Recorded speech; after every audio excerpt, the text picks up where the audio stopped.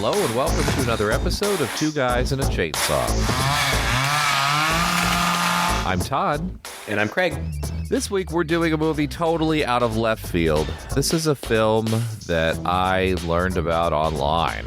And it wasn't like people were discussing it or anything. I think it just maybe came up in a feed, or maybe it got a recent release from Vinegar Syndrome. I don't really know. I honestly don't know how I stumbled upon this movie. It is 1988's The Carpenter, directed by a guy named David Wellington, written by a guy named Doug Taylor, and starring a name that I hadn't heard in a long time, Wings Hauser. Just one of those actors who I kind of remember from the 80s. It seemed like he was always that special guest on a whole bunch of TV shows. Yeah.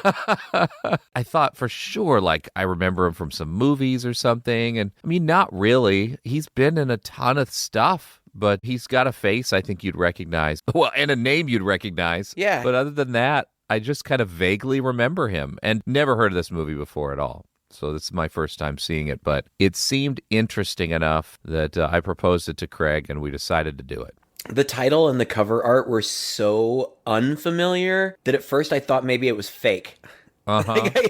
I almost didn't believe that it was real because it also looks kind of cheesy. And, oh, yeah. You know, it's from 1988. This happens to us every once in a blue moon, that something just slipped past us. Yeah. But no, I don't. I think it must be pretty obscure because I've never heard anybody talk about it. Like, I don't feel like I've ever seen it in documentaries about the horror in the 80s. Or maybe it's just unmemorable enough that I don't remember, but it felt weird watching it. It felt like this can't really be from the 80s. Right? It's got kind of, it does, to be fair, have kind of an early 90s vibe to it, I feel like, but it's also weird and crazy. And I don't know if you were able to find anything about this movie. I wasn't. Well, I just feel like this is one of those cases where this movie, like you said, totally slipped by us and maybe everybody else because it's hard to find people talking about it online. Mm-hmm. I feel like it's available on Tubi and Amazon Prime, and that's how some people have discovered it because there are a few people, you know, with reviews and whatnot. It is such an oddball movie that is, I'm kind of surprised about that. And I disagree with you. I feel like this movie is 80s through and through. The music is like Tangerine Dream. What they're wearing is totally 80s. Yeah, then that's fair. It's also got that, at times, very dreamlike, wispy quality to it where it feels like somebody pulled gauze over the camera, you know? And that, to me, strikes, it's either 1930s Hollywood or that's 1980s romance. It's such a strange film. There are many strange things, but I couldn't tell. One of the only things that I read about it is that apparently there's the theatrical cut and there's an unrated cut. I have no idea which one we watched. The one I watched was an hour and 27 minutes long, which was plenty long, but it's edited in a really bizarre way. Yeah. That I can't tell if it's just sloppy or they're intentionally trying to disorient you. Because I do think at times they are intentionally trying to disorient you. But like, I had a difficulty keeping track of, wait, are we in the real world right now? Or are we in a dream? Or is this some... I think that's the point. Yeah, I think it's intentional, but I just found it very confusing. There were some confusing things. I guess dreams can be confusing. They don't have to make sense, but... Well, it's a Canadian production. It was released at the Montreal World Film Festival. It didn't get great reviews when it came out, but the reviews that I was able to find, which were all kind of from much later, all give this movie sort of a, you know, it's not amazing, but it's really quirky enough that it's worth watching vibe. There's no trivia. I mean, really, like I was surprised this movie even had a Wikipedia entry. Mm-hmm. But I'm not, because, I mean, it deserves, I mean, it sounds like we're talking about some piece of shit that, you know, some kids threw together on their home camcorder. No, I think this is a really well-made movie. And the director, David Wellington, this was his first feature, and, you know, he's directed like 27 things. A lot of it's in television, and The Kids in the Hall, Law and Order episodes and things like that. A few other movies that I've never heard of before, like A Touch of Murder and The Hidden Room and The Man in the Uniform. But Wings Hauser, I know that guy. I just totally forgot about him until now. Do you remember him? Right. Yeah. I mean, like you said, he's just very familiar. And I did the same thing that you did. I went, down his resume, and there were things I was like, yeah, I've seen that. Like, I saw Watchers 3 at some point. He was in that. Saw Rubber. I probably would recognize him most. He did like 5 episodes of Roseanne, and we watched a lot of Roseanne in my house. So I probably knew him from that. But like you said, he's just kind of this rugged, I don't know who to compare him to, like Gary Busey before Crazy. Yeah, that's a good way of putting it. Kind of maybe a little Rutger Hauer in his younger...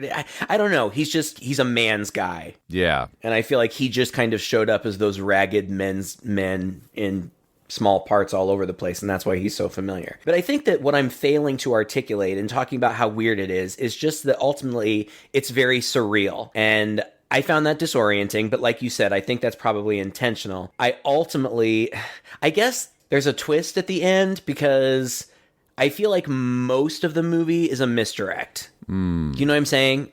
I kind of know what you're saying. I mean, I think this is a movie that very firmly is trying to disregard convention. I feel like this director's trying to be experimental, maybe even inspired by David Lynch. I'm trying to think if Twin Peaks came out in 1988 because it's just giving me not 100%, but it's almost like halfway there to a very surrealish type David Lynch movie. That's a fair comparison. It's a horror movie that is shot in a very pedestrian manner. The horror, when it comes out, is almost underplayed, and to the point where you feel like maybe this character's imagining it. And we have good reason to believe so. Right. Because immediately when we're introduced to this woman, and this opening scene happens right after a very long close-up of a circular saw cutting through wood in slow motion to very intense music, no title or anything. And then finally the title comes with a couple of names. And the next thing we see is a woman who just is in her bedroom. And she goes into the closet and she picks a suit out and she has a pair of scissors and she lays the suit on the bed and just starts cutting it up into pieces. And this is done so slowly. I mean, we watched like 5 or 6 minutes of this woman cutting up this suit. Well, she stands and looks out the window wistfully for a while, and then she lays around for a while, and then she cuts up the suit, and it's all... Yeah. You're asking yourself, what is she doing? Because it's not like, a hack and slash, like that she's angry and she's just slashing away. No, she's very meticulously laying it out, like cutting along the seams, and then the man who turns out to be her husband walks in, looks at her, and just says, "Hi, honey, rough day, huh?" And the next thing we know, she's in the loony bin. Yeah, he's had her committed again, apparently. So I feel like that opening scene is very much meant to put us in her mind space, to really get us on her side and in her head before we really know anything about her. So it's disorienting to us because I feel like the world is disorienting to her. Yeah. Right. She is kind of crazy, or she's got some issues, maybe with reality. We never really know what the problem was before, except that later she admits to somebody else that she just sees things. And she doesn't think that they're real because they couldn't be real. Right. But we don't know that yet. We just know that he's had her committed and she's in a hospital and there's a crazy woman kind of screaming next to her. But I can't. So can I go home now? Chance.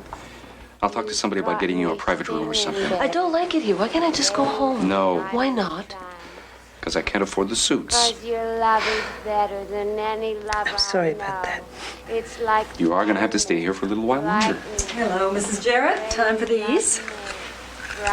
Oh, Mr. Jarrett, it's almost noon. Fine. I'm going. And I'm putting your house up for sale. And all of this gets intercut now with her in the hospital and the people next to her and this doctor who's almost as crazy as she is. He's just so odd, right? Well, yes, but I'm odd because one of the first times... Okay, so he tells her... The husband tells the wife that he bought a new house and she's getting out.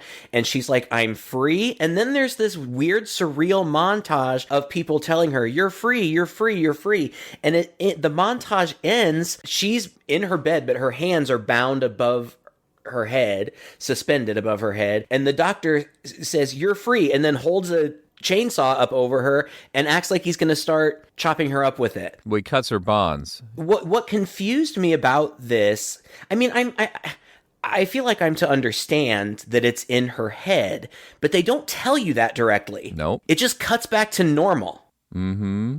Just immediately. Yeah, it's just the doctor maniacally holding the chainsaw up, getting ready to slash it at her, and then it cuts immediately to the door opening from the other side, and they walk out just chatting. So I get it. I get it that it's in her head, and maybe it's even supposed to be metaphorical. But just the way that it's cut and edited is strange.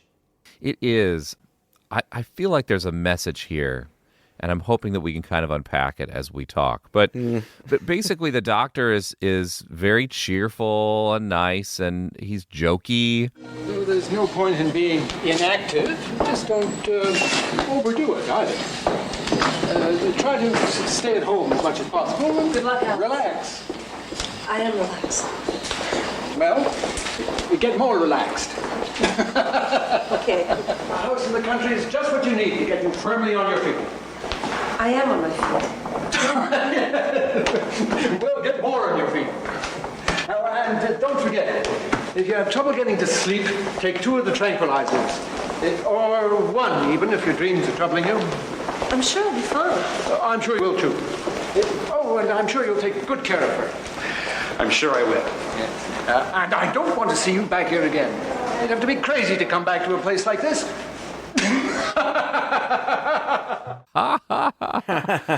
Oh, my God. But like you said, he said he's sold the house while she's been in there, and they've apparently gotten a new one, but it needs a lot of work. And so the next thing we see is her coming home to this new house, and there's a lot of people there working on it. So there's scaffolding up outside. Martin, her husband, introduces her to Barry, who's in charge of the renovations, and he seems like an affable guy. He had almost a bit of a Ted Danson look to him, this dude. And then we get another montage where she walks up to the house, and we get long, lingering shots of the house and the people working on it, and her wistfully sort of walking up. And like I said, the music in this movie is really part of the mood. It's there, I feel like, to tell you what you're supposed to be feeling, and also to be like, no, wait. Don't feel this way. Feel this way instead, no matter what you're seeing.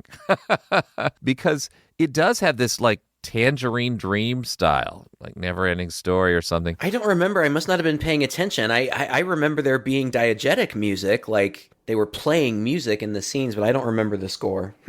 No, there's definitely score, but you're right. There's also diegetic music, and sometimes you don't know which is which. It takes a moment to sort that out. But, you know, Barry comes by and tells the scaffolding guys to get back to work. She goes inside, end scene. And then she wakes up in the middle of the night to sawing and hammering sounds. Her husband is asleep, and the music gets very happy and bouncy.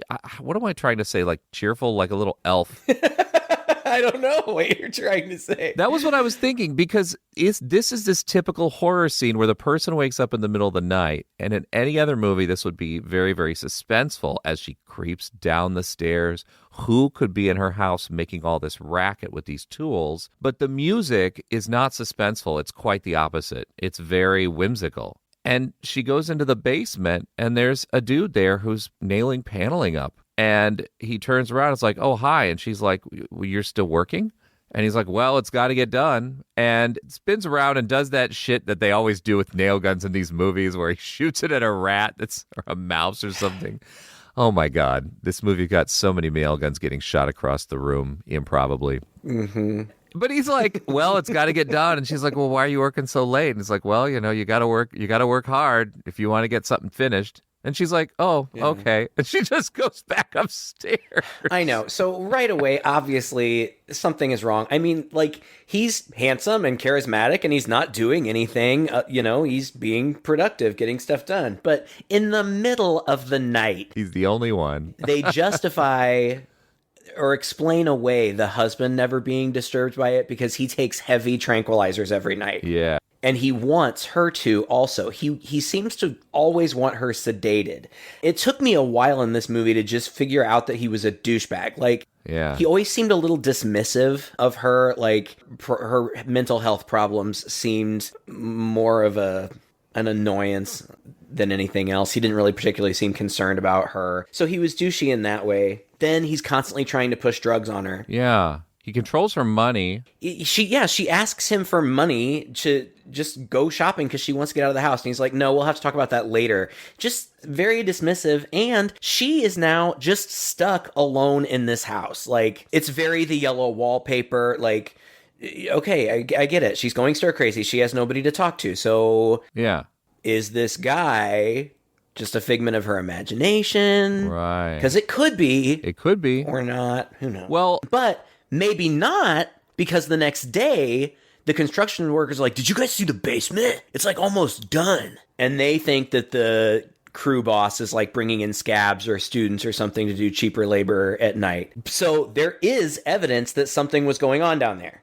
yeah. So either she's seeing this guy in her head and she's doing the work, or there really is some mysterious guy who comes and goes and works on the house. And that was at least what I was thinking in my head, because it just seems so weird and improbable. Plus, again, it had been hammered home that she's stir crazy. I want to say stir crazy because I kind of hate using the word crazy. She's not sure of herself. And I think that's also why she's just kind of goes, oh, okay, and goes upstairs. I think the movie is telling us very early on that this woman doesn't even trust her own eyes. Right. So, and I feel like there's definitely some kind of feminist message here, because one of these dudes comes on to her like hard. She's in the kitchen like washing dishes or making breakfast or something, and this dude leans in. I called him mullet guy. Same.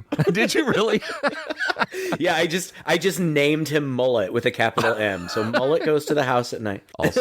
Also another 80s thing about this movie. And he leans in the window and he just starts saying, hey. So, looks like you're on your own tonight, huh?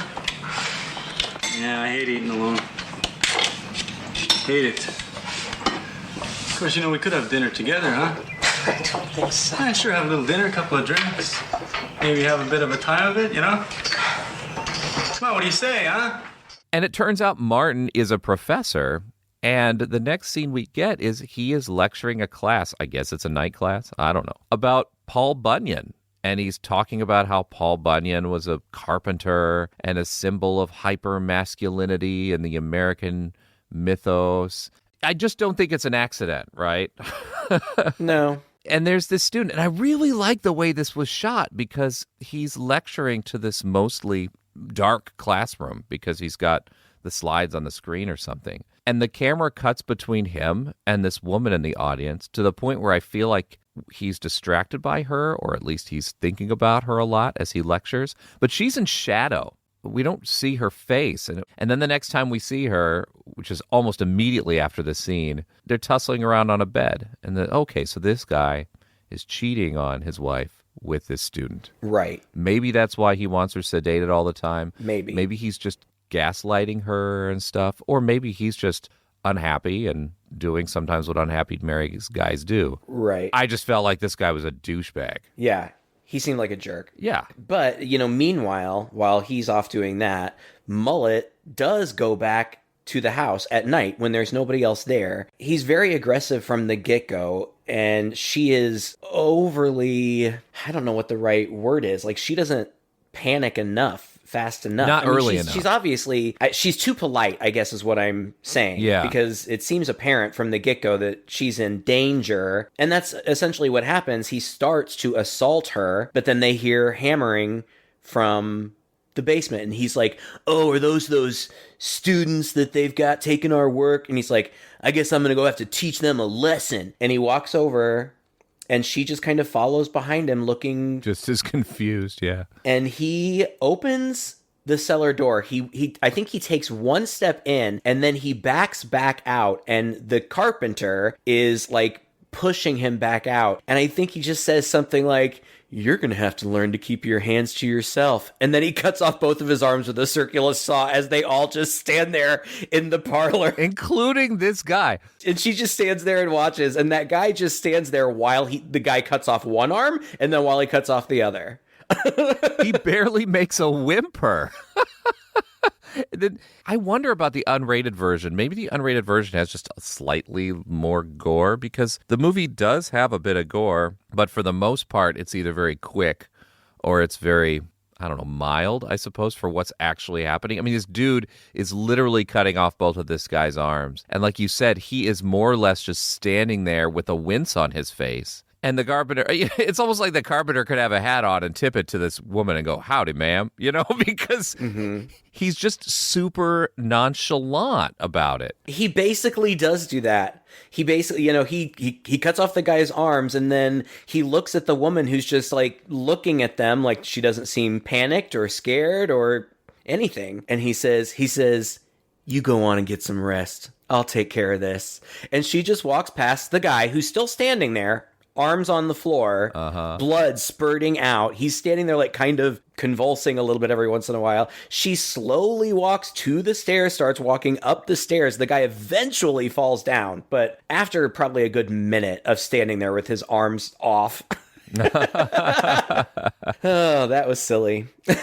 It was, but again, I thought, okay, this is very intentional filmmaking, and I thought there's a message here, I suppose.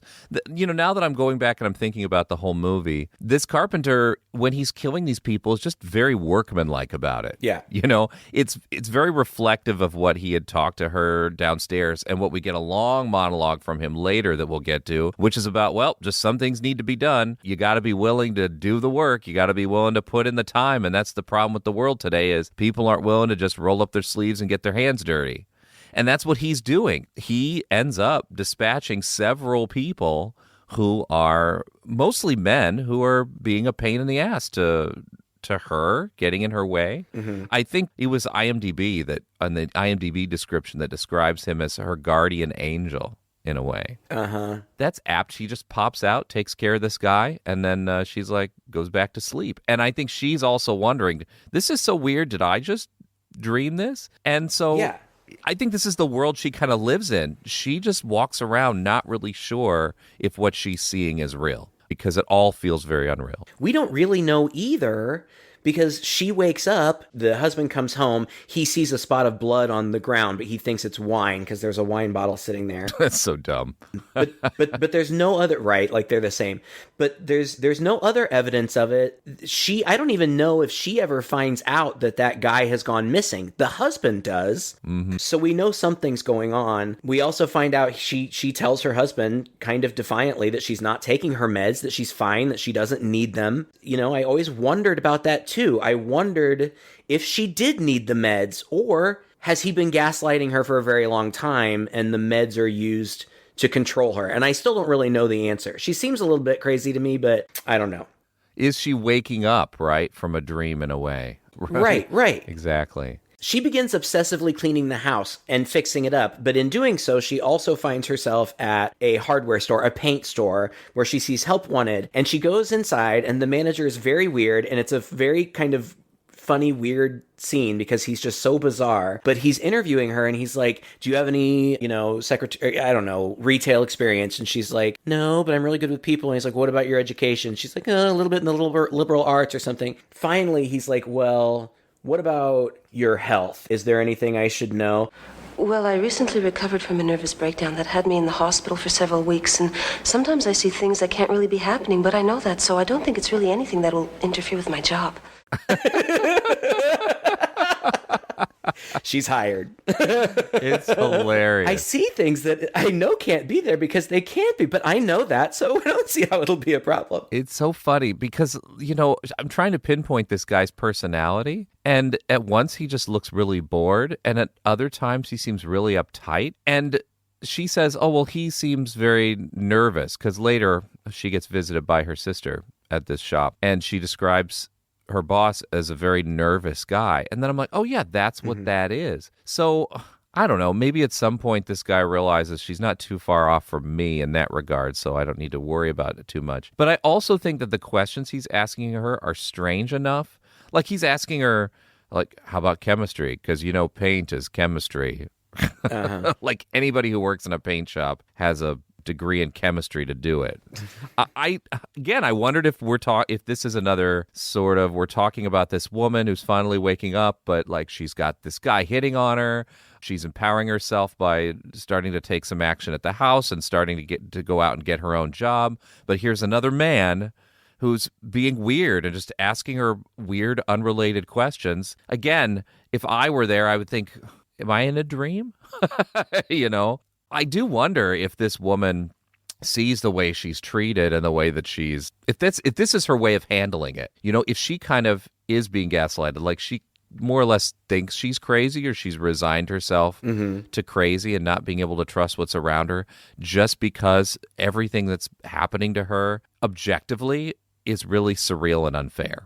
Her husband's cheating on her. This guy's hitting on her. This dude is asking her weird questions. So, you know, if there's a carpenter in the basement who's taking care of business for her, who's she to question that? It's just one more in a long line of odd things that men are doing to me, except this guy is doing things for me. And that might be the first time in her life she's experienced that. Sure. Yeah, it makes sense. Like I said before, she's also very isolated, so just any company is nice. And he's charming. He's nice to her. Yeah. You know, aside from the killing, he's very polite. Well, he's even a polite killer, really. Sorry, ma'am. I'll clean this right up.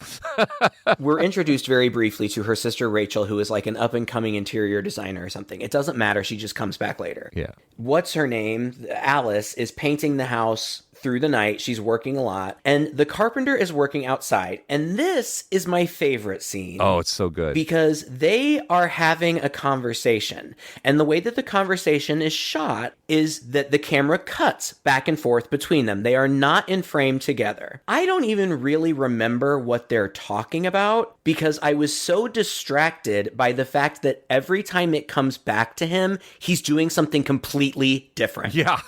At one point, he's like painting a birdhouse or something. It's so crazy. Yeah. He's sawing sometimes, he's hammering sometimes, he's drilling sometimes. At the end, when they're finishing their conversation, it cuts back to her and they play all of the sounds at the same time as though he's doing all of those things at the same time. And she just looks at him wistfully and smiles. Yeah, you can tell she's fascinated, and you can also tell that she's not sure of what she's seeing. I'm not sure of what I'm seeing. I know, right? It's so great, though. Like this bit, it would be comedy in a comedy film. Oh, because they play it big. Like he is doing wildly different things. Yes. Like holding big tools or large objects, you know, different things in each scene. So they're calling attention to it. Well, I think the thrust of their conversation is basically he's telling her, you got to keep your momentum up. That's right. You know, that's what it's all about. Is you got to keep your momentum up. Once you find something you're doing, you should see it through, and that's sort of the secret to life. That seems to be the thrust of what he's teaching her, I guess, is you know, you just have to take action. And you can tell she's fascinated, and you can kind of see that she's kind of into him a little bit. I think I saw that in the eyes anyway. Oh, definitely, for sure. But the next morning, everyone comes back to the house, and the house it looks like it's basically done. Mm-hmm. Even the scaffolding is gone, and the workmen are confused. Barry comes up, and it seems like Barry, who also should be shitting bricks right now, like what the hell's going on? He's more interested in firing those two dudes that Martin had asked him to fire earlier. He's like, come over here, let me talk to you. And he fires them and like, what the hell? What do we do? And he's like, well, you guys were just goofing off, and the guy who's writing your check doesn't like it, and so, you know, you're gone. I'm sorry. Yeah, and it really wasn't his fault at all. He did try to fight for them. They don't know that, but he did. He even tells them to take the rest of the day with pay. Like, this is a pretty decent guy. Mm-hmm. So it's pretty shitty when then they come back. But before they come back, right? It's before. Yeah. Those two guys get fired, and then she finds a rocking chair with a gift bow on it. Are we to believe that the carpenter made that for her? Oh, you're right. Okay, see, I wasn't sure about this rocking chair scene. I'm not sure about it either, but it definitely had a red gift bow on it the first time she found it. I did not catch that, but if that's true, then yeah, that's probably right. There are just so many wide, slow, misty shots with that dreamy music, and this is one of them, right? Mm-hmm. The house is really emphasized in these shots. You know, it pulls back pretty far, and she walks around through it. It's just so surreal and dreamlike. And yeah, and I don't know anything about it, but it seems like a location, but I could be wrong. I have no idea. Yeah, but it's just this big open. It's an old, kind of almost like plantation style house, but like with really high ceilings and really big archways, so you can see a lot from any perspective. It gives them interesting angles to shoot from. It looks good. I like that about it. It's cool. It's a bit of a character of the movie. I'm positive it was shot on location. I mean, it's a very low budget movie. It's only $350,000 to make it. This was shot in Canada, like so many horror movies of the time were, including a bunch of slashers. I would not be surprised if we have not seen this house. That's true. In one or two other slasher movies. Even from the outside with the pool in the back, I swore this was the house from Sorority Row, the house where they kill the girl, but the woman. Mm-hmm. But I flipped through some shots of that movie, and I don't think it's that house. There's just something about the way the porch is and the way it's all oriented toward the pool that it reminded me of some other movie. I'm just not remembering which one. Well, at this point, the smarmy sheriff visits, like, except for the Carpenter, all the men in this movie are gross. Yes, exactly. He is just like, he's weird. I don't even know why he's behaving the way that he is. Like, it just seems like for no reason he's trying to make her uncomfortable. Yes. But he basically is Exposition Guy. He shows up for this scene just to have a conversation with her where he lays out the entire exposition and that's it. You never see him again. Yeah. I was surprised. I wondered too if the movie wasn't even winking at that because, well, I mean, first of all, she has this improbably huge pile of donuts just ready for him. Mm-hmm. And how cliche is that? The cop who eats the donuts. And at some point while he's talking to her, she goes and sets a timer. And the camera seems very concerned about letting us know about this timer. It just slowly zooms in on it as she walks away. And then the sheriff even mentions it. Anyway, he tells her about Ed, the carpenter, who used to own this house and had a bad temper and was taking out loans and just obsessed with building this house and didn't hire anybody else. He just wanted to do it all himself. And when he ran out of money and his loans were coming in and the repo man came by, he would kill him. Yeah, in gruesome, horrible ways. Right. He went through, 5 or 6. And it sounds like he's trying to scare her, the way he says and this. And then, right. It's a ghost story because, I don't even remember. She asks what happened to him, but I don't remember what he said, or I don't know if I could hear it. He says he went to the chair. He went to the electric chair. Okay. But then the sheriff, who, as far as we know, is a sane person, says, "Do you hear that?" And I can hear people screaming in the distance. And he's like, "Those are the screams of the repo men." Like, is that supposed to be? Are they really hearing that? Right. Or is she maybe just hearing it because he's suggesting it? Like, that's part of the ghost story? Like, do you hear that? If you listen carefully, you can hear the sounds of their screams. And so maybe he just suggested it, so she started to hear it. I definitely heard it. Yeah. It was there. It was in the soundtrack. Again, I think they're keeping us in her head for a lot of this, even in these weird scenes.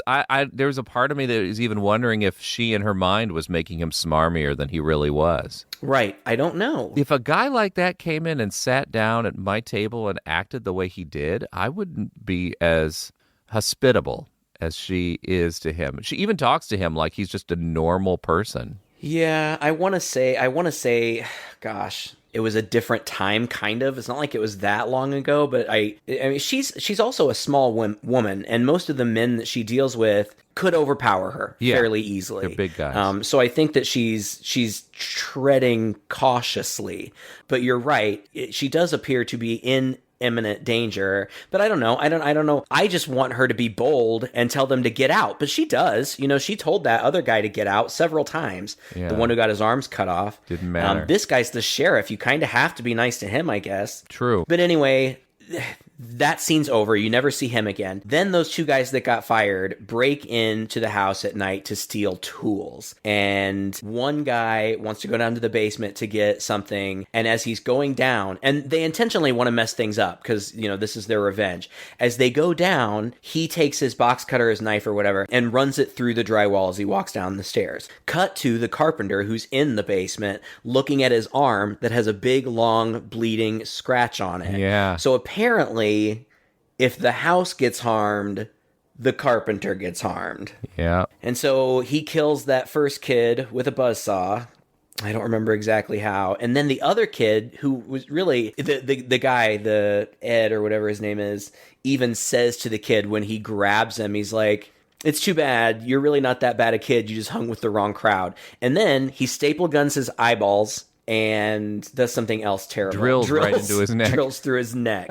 Oh, God. Again, it's just very workmanlike. He just does this, and he's a little quippy, but also he does it like you do work. Like you don't really necessarily enjoy doing the work. You just got to be done. And so this is all very matter of fact. Yeah, except I was a little unclear on what was happening because Alice comes down the stairs calmly, sees all of this happening or the aftermath of it, and he's just hovering over the guy, just drilling and drilling and drilling into his chest cavity. Yeah. I'm not really sure what the point of that was. Well, she calls attention to it. She says, you really think that's necessary? And he's like, well, I don't like to leave a job half done.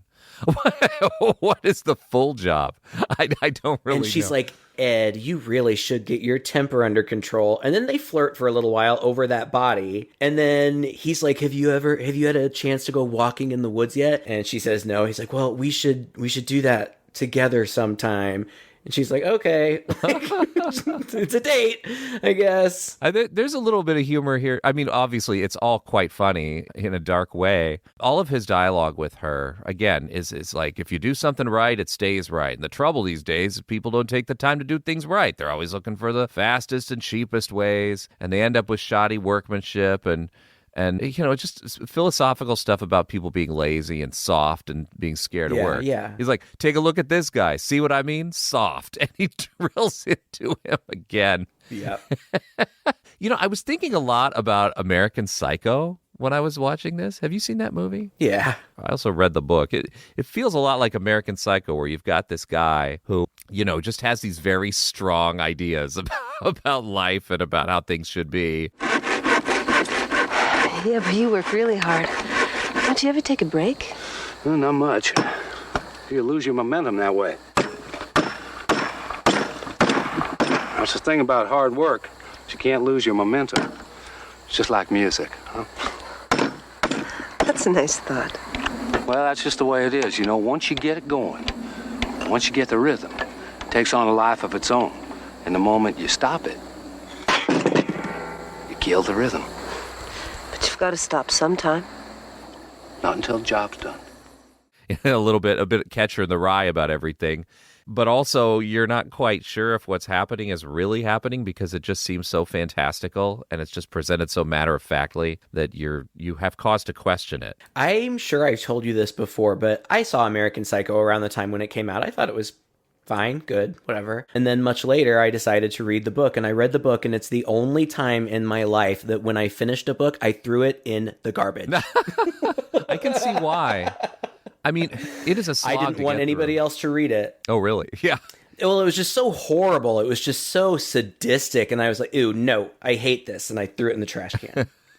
Never done that. I hoard books, but I had to get that one out of the house. Oh, gosh. A bunch of stupid stuff happens now that doesn't really matter. The sister visits. We find out that Martin's mistress is pregnant, which she tells him, and then that just kind of is hanging over everything for a little while. At one point, Martin drugs Alice for reasons that I don't understand, just because she's staying up working on the house. Like, she has fixed up the whole house, and he's always like, ugh, what are you doing? Like, what do you care? Shut up. Go back to bed. Well, I feel like also maybe this is a revenge in a way, because when her sister comes over, she's like a totally different person in front of her sister. Yeah. She's jokey, she's laughing, she's super excited. She greets her with this big scream and this huge hug, and they are just chattering away, and Martin is sitting there like trying to get a word in edgewise, and they almost completely ignore him, and that's really clearly pissing him off. He's not used to that. Yeah. So I did wonder if that was just his way of, again, trying to dominate her some more.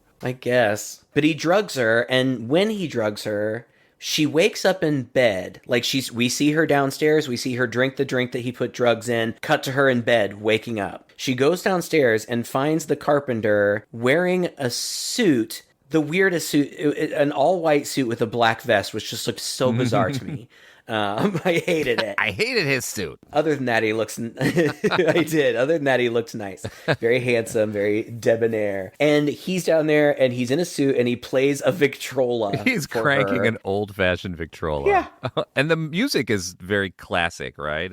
I do love that sound, the old scratchy sound of those old wax records. I mean, it's terrible quality, but it's charming. Yeah, I love it. It is. So they dance, and I kind of lost, I think my mind wandered here, but I think the gist of what he says is things could be different. It could just be the two of us. We could close off the whole world, and it would just be us in the house. Mm-hmm. Right? That's basically what he says. Yeah. And then he steps back. They're dancing, and he steps back, and he says something like, of course, there's always this, too. And he unzips his fly, and it cuts to her face, horrified, and you hear a drill sound. Yes. Like he has a drill for a wiener. But it turns out this, I think, was a dream because she wakes up again in bed. Yes. And she tries to wake up her husband, and I don't even know if she's trying to wake him up or if she's just angry. She's like hitting him, but he's so drugged out he doesn't even wake up. And she's really upset about it too. Well, I would be too. She has specifically told him that she doesn't like taking those medicines. You know, he keeps saying, well, it'll help your dreams. She's like, my dreams are fine. Like, off. Yeah. So I would be really mad too. You don't do that. Yeah. Oh, you think she realized she was drugged at this point because the dream was so crazy? I think so, yes. Oh. I think so, but I don't know. I'm jumping to conclusions there. No, it makes sense. In the morning, Martin and Rachel have a very awkward conversation where basically he's like, I know you don't like me. And she's like, well, I don't like you because you treat my sister like shit. And then he says, we could have had something, as she walks out the room and just kind of clucks at him. This was one of 2 or 3 scenes that I felt were really unnecessary and could have easily been cut. Like, it's clear that there's tension between them. At this point, it's clear that he's a douchebag. We really don't need that reinforced. Exactly. It's fine. It's just unnecessary, and it just slows it down. Because then Rachel and Alice take a walk outdoors, and she tells her sister about Ed, and she's talking about him as though he's real, but then some of the things that she's saying, she says something like, I mean, like just last night we were talking in a dream and he was telling me about how and she just says that casually as though that's a normal thing, like you talk to people in dreams. And at that point it seemed like the sister was encouraging it, thinks that she's she thinks that she's imagining it, so she says, look, that's great, I'm really happy for you, but we've got to do something about Martin, because the wife, Alice, she knows he's having an affair and she doesn't even really care. But Rachel thinks something needs to be done about it. And she's like, we've got to do something about that because it's important and it's real. Like she's, okay, I like that you have a new boyfriend. That's nice. Let's talk about these real things. Then we get surreal clips of Martin talking to Alice's doctor. I have no idea if that was real or not. I have no idea if she was just being paranoid. Yeah, I'm not sure. But she's staring into paint cans that are shaking, and I've done that too. I'm fascinated by those machines that shake those paint cans. Yeah. They're really... They're hypnotic. Yeah. Yeah. And as she's staring into those paint cans and we're getting these cuts back and forth, it's just very slow in on her. They start to leak. They're spraying red paint all over her. It looks like blood. Blood red. Yeah. Yeah. On her white dress. And when she comes home, she's still covered in that red stuff, but she's got groceries with her. And Laura Bell, that's the name of this guy's mistress, is there waiting for her and wants to talk. Oh, my God. Does this actually happen? I guess it does. That would be terrible. I think it does. Man. And I was like, oh, shit, this is not going to be good. And it doesn't go well. It's funny because this, by the way, the woman that plays Laura Bell is very beautiful. Just a stunning blonde. But she's petulant, and I think that some women, probably young, maybe not so secure women, like to catch other women in these gotcha moments, like, haha, I'm sleeping with your man. Yeah. And guess what? Alice is basically just kind of patronizing her, just like trying to make small talk, and she's like, funny weather we're having, And she's like, yeah, what's even funnier is I'm pregnant with your husband's baby, and she's like, Don't really care. Right. I do. It's nice. Well, I do believe this is kind of a turning point for Alice because Yeah, she seems to be losing it. She's losing it, but she's also, I think, starting to come to grips with and push back against the people that are doing things to her. I mean, here's a woman coming in basically doing the same shit to her that men do, condescending to her, treating her like she's stupid, right? Exactly. So at this point, though, instead of more or less tolerating it, and don't get me wrong, in the past she's asked people to get out of her house, but not until, she's gotten to a point of no return where she has to say that now because she's extremely uncomfortable. Well, and this was giving me burnt offerings. Oh, yeah. She is now so connected to the house. She's like, you are dirty. You bring your dirty filth in here into my nice, clean house, and this is my house. Get out of my house. And she goes and sits down in that rocking chair that was the gift to her from the Carpenter, opposite her when she's talking. It seems to give her power, I think, in a way. Yeah. But she chases her out, and I knew something stupid was going to happen. But I didn't know, because it's daytime, and at this point, I don't think we'd ever seen the Carpenter in the daytime before. Right. So I didn't know if he would show up, but he does, and she picks up the nail gun and starts to point it, and he helps her aim, and she shoots the mistress several times, and that nail gun apparently has the same force as a machine gun, because the nails go all the way through her body and come out the front, blowing holes. Yeah. These nail guns in movies. We've talked about this before. Anyone who has handled a nail gun knows you can't just hold it up and shoot it across the room. They are deliberately designed to not allow you to do that, because that would be dangerous. You have to press it up against something. But they've got force. Don't get me wrong. Oh, absolutely. And I've done the thing where you shoot a nail gun across the room. You can make it happen if you find a thing to kind of pull that thing back. But I wouldn't advise it. No, you shouldn't do it. Trust me. You could do some damage to a person, 100%. Sure. Would you shoot a nail through their body from 12 feet away? Maybe not. But this is significant, I think. I think you might be right. I feel like she is kind of going crazy at this point. Because before, you could chalk this Carpenter up to a dream. He's always visiting her at night under these kind of mysterious and dreamlike circumstances. And here, when she needs him, he's conjured up. He's right there. And the moment she pulls a nail gun up, he's like, oh, he kind of looks up like he's been standing there the whole time and helps her aim. Also, up to this point, the only other people who have been present have been, oh gosh, I don't know what I was trying to get at. I guess what I'm suggesting is it's feasible that she could have been doing all of this herself. Right. It's unlikely, but it's feasible. Including this. I was still not sure. Yeah. But at this point, things are sloppy because there's, a dead chick, and Martin comes home immediately, finds a trail of blood leading from the driveway into the house. He finds the mistress's corpse just thrown haphazardly onto the couch. She's dead and looks funny, and at one point she totally blinks, and that was hilarious to me. Yeah. I also saw her chest rise a couple times. She's just sitting there. That part of the reason that I say that she seems to be losing it is because she seems to be kind of disassociating. She's not really understanding the reality or the gravity of what's happened, it seems. She just seems kind of distant and vacant. Mm-hmm. And he tells her, the husband tells her, you're sick. I knew it. I've always known it. And she turns it around and says, no, you're the sick one. You're the sexual pervert. And she starts shaming her, and he starts hitting her. And of course, her knight in shining armor shows up and throws him to the ground.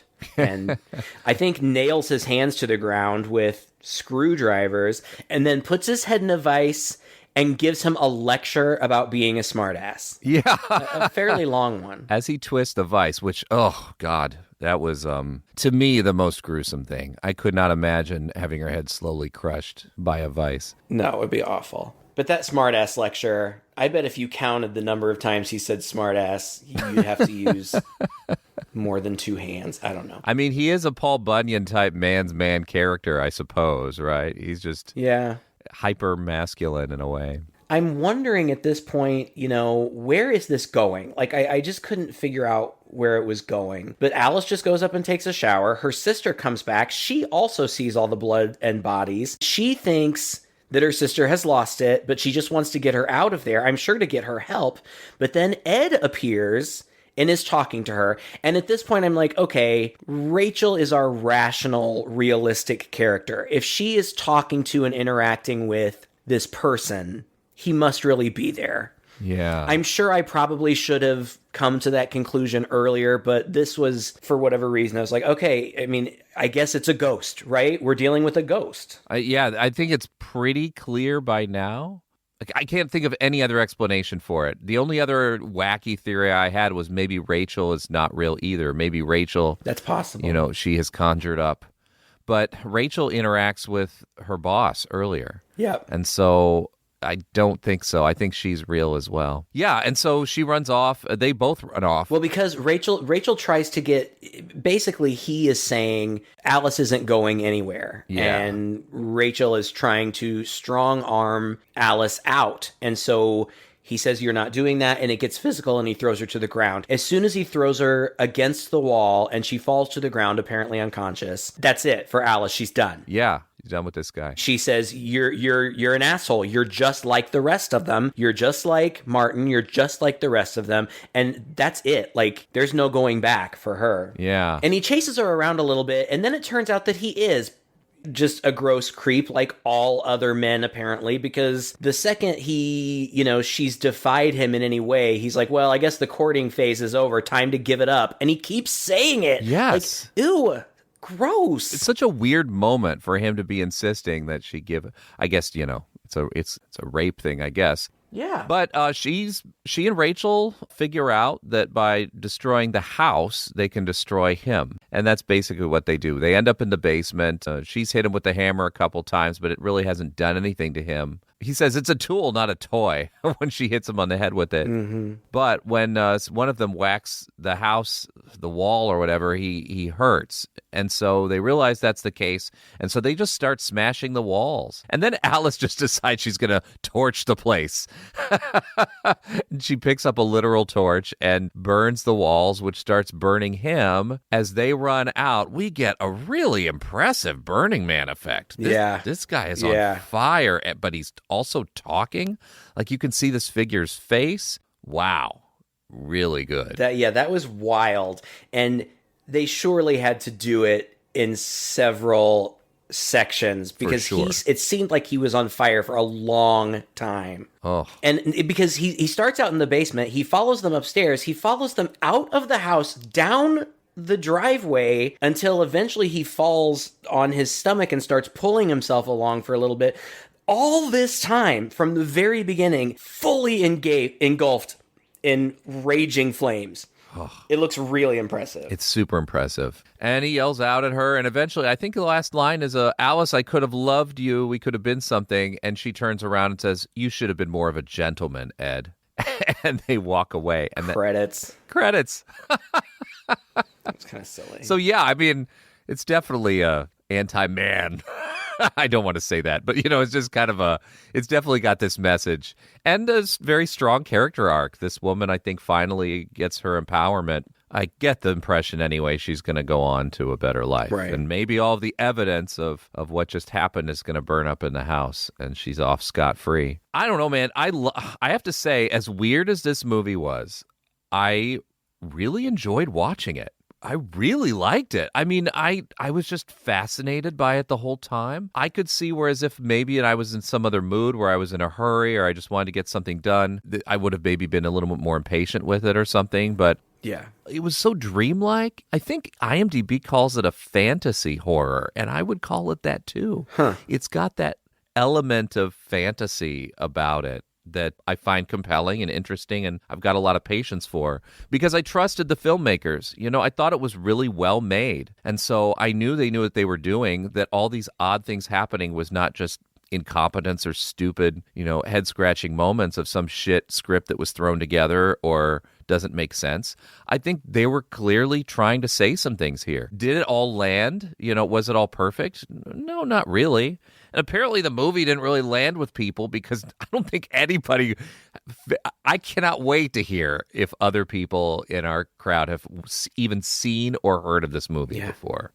But so odd for this kind of film to come out of left field, and very few people are talking about it. 30 years later. I really like parts of it. I thought there were some really interesting parts. I thought the scenes between the Carpenter and Alice were interesting. I think, even though a lot of the stuff that we've talked about, I do agree that it was intentional. I think some of the editing was a little sloppy. And again, always listening on my earbuds, the sound was not particularly clean. No. It's his first full-length feature. It's a low budget. I'm willing to forgive those things, but I will also point them out. Right. But like I said, I thought there were some really creative things. It was certainly different, some interesting things to look at. I did find it darkly funny. I laughed out loud when she said that line about, well, I was recently released from a mental institution. Like, I laughed out loud. I thought that was so funny. So it was worth seeing. It's not a waste of time. If you like 80s slashers, you probably never see it. You'll probably have fun with it. But Todd, you're right. Set yourself up when you've got time and you want to sit down and enjoy something like this, because if you're doing it on the fly, you will get impatient. I did. I was trying to squeeze it in on my phone at work, so it wasn't the greatest viewing, but I did like parts of it, and I think that other people will like it too. Well, there are just so few movies like this. Right. It defies description, almost intentionally so. I think this movie is made to defy genre, but it's very clearly a horror movie. But it's also other things. It's a psychological thriller. It's a drama. It's kind of a domestic, what do you call it?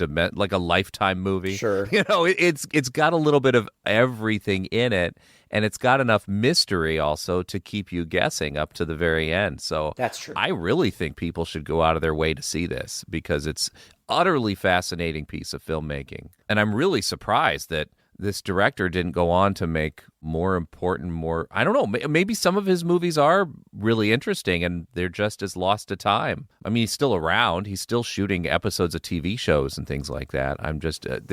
Feels like there's real clear vision here, really interesting stuff going on. I would sort of expect to see more of that, later in your career. I don't know. Maybe I'll look into that. Well, thank you so much for listening. If you enjoyed this episode, please share it with a friend. You can find us online, Two Guys and a Chainsaw is all you need to Google to get to our website. You can leave us a message there, over our social media as well. We have patrons behind the scenes. They get unedited episodes, minisodes, and we have a book club going, and lots of other things. If you're interested in joining our patrons and supporting the show that way, we love you for it. It's $5 a month. You just go to patreon.com/Chainsaw Podcast. Such a small price to pay for over 400 episodes of entertainment that you can also get for free. Not gonna lie.